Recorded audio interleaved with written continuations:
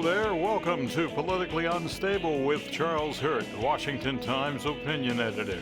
I'm your host, Andy Parks, and I'd like to remind you that you qualify for a 50% discount on an annual digital subscription to the Washington Times simply by going to washingtontimes.com/Andy. That's washingtontimes.com/ANDY. And now here he is, ladies and gentlemen, Washington Times opinion editor, Charlie Hurt. Hello, Charlie.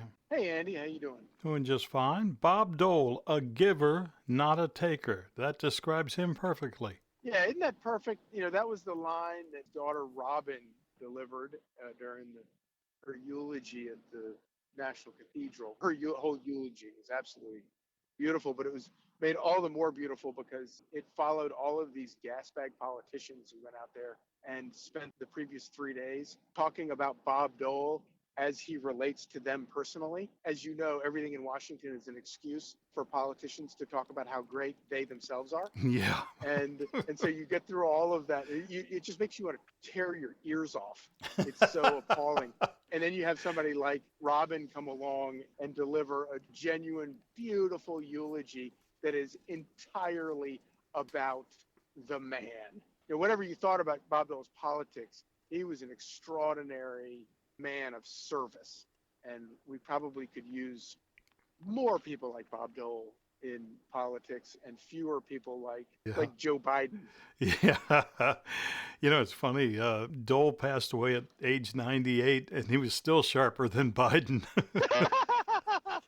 And unfortunately, that's not even like an exaggeration. That's not even like an insult. That's actually like medically true. If you were a doctor studying his brain, that would be like on the medical chart. Well, more with it than the president of the United States. But it was funny. Did you hear Joe Biden's quote unquote eulogy for Bob Dole, which actually wasn't really a eulogy for Bob Dole?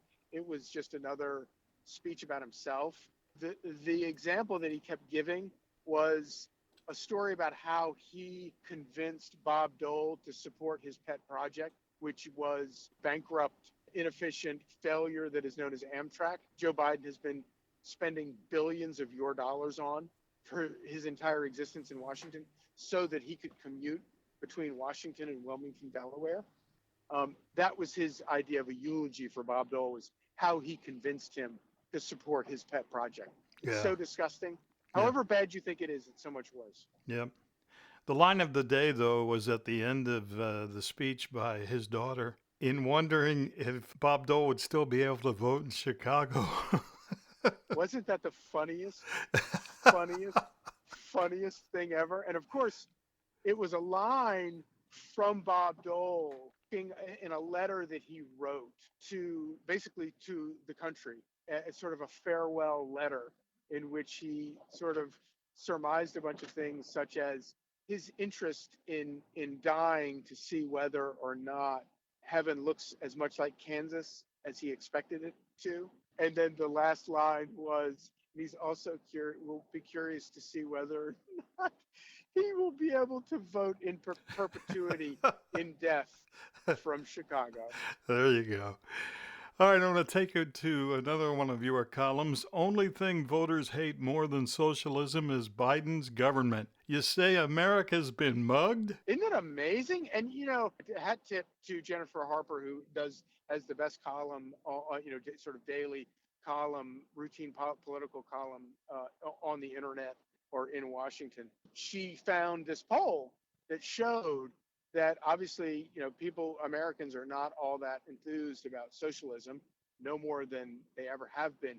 But the real movement in the Gallup poll, that goes back, 50 years or more, that asks a lot of, I think polling is basically, you can get a poll to say anything you want it to say, but, and so I take all polls with a grain of salt. But what is, I think, always very important to note about polls are trends. Because if you ask the same people, the same questions over and over and over again, and you're a reliable outfit like Gallup, that you can get an idea of how people's their moods are changing. And that's why the right way, wrong way, right track, wrong track sort of polling, presidential approval numbers, all those things are actually pretty valuable. And one of them that they've asked for decades is, your view of socialism and your view of the government and all that. People still don't like socialism, no matter how much no matter how much Bernie Sanders and AOC may be the most appealing people in the Democrat Party. Socialism is still not popular.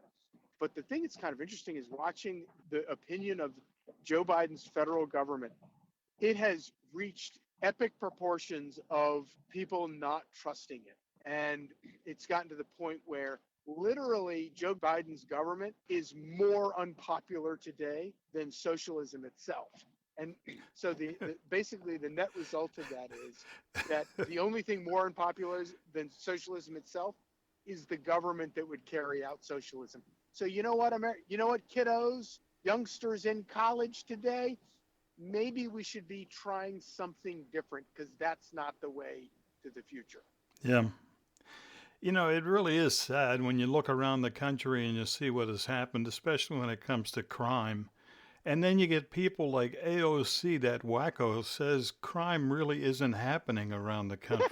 What? Well, yeah, hats off to her, though. At least she realizes that crime's not a good thing, because, of course, and that's no small thing, Andy. I mean, because, of course, what is socialism? It is government crime. It is the government taking away all of your money and spending it the way it sees fit to spend it. That's what socialism is. And if you're in favor of socialism, you're in favor of legalized crime. And so at least AOC has the decency to lie about it and say, oh, no, this isn't happening. I do think that is a step in the right direction. Mm-hmm. In their minds, though, January 6th is the culprit. This has caused all the problems in our country. Is that not the most hilarious misread of the mood of American voters? It's so mad. And this is what you get with an echo chamber, where you have all these reporters, that's all they spend all their time, and CNN and MSNBC talking about this stuff. They start to think this is actually some guiding principle. No, it is not something that people are, obviously people were horrified by what happened. Were you, and as was I, and immediately horrified by it. It was horrifying what happened, and it should not have happened.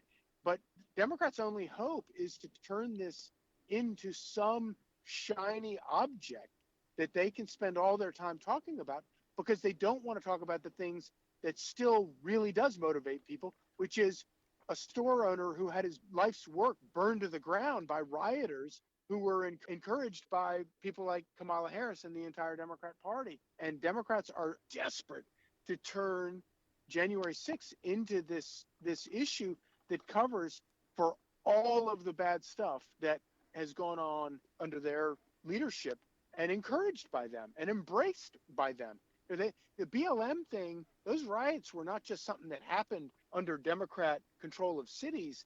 It happened and was widely encouraged by Democrats in those cities and at the national level. Folks, you can read all of Charlie's columns at WashingtonTimes.com. Before I let you run, did you get that tree out of the median yet? No, we're still looking. And the longer we wait, the later we put it off, the more likely we're going to have to do a middle of the night blackouts operation where we pull over. And you can't pull over in the median, because that's too obvious. Yeah. You have to pull over like at an exit ramp off to the side, and then you wait till no cars are coming, and then you race across and you get into the median. And you got to hide the saw, and then you got to get the tree back across.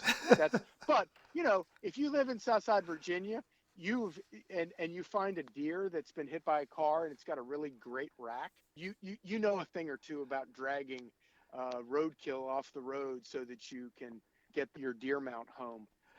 So getting a Christmas tree is nothing like getting a giant 10-pointer that's been hit by a truck on the highway. We don't eat that stuff, by the way. That's a misnomer. We do not eat roadkill, but we do take the deer mount. Yeah. Well, I saw a police officer hit one day, and he took it. Yeah. Well, no, I mean, if you hit it, Yeah. it's not roadkill if you hit it. If you hit it, it's dinner. There you go. It's dinner. All right, my friend. Merry Christmas, Happy New Year, and hopefully we'll talk again next week. Thanks, Charlie. Amen, brother. Thanks for listening to Politically Unstable with Charlie Hurt. Remember, you can read all of Charlie's columns at WashingtonTimes.com. And while you're there, check out our great selection of podcasts. I'm Andy Parks. Have a great day.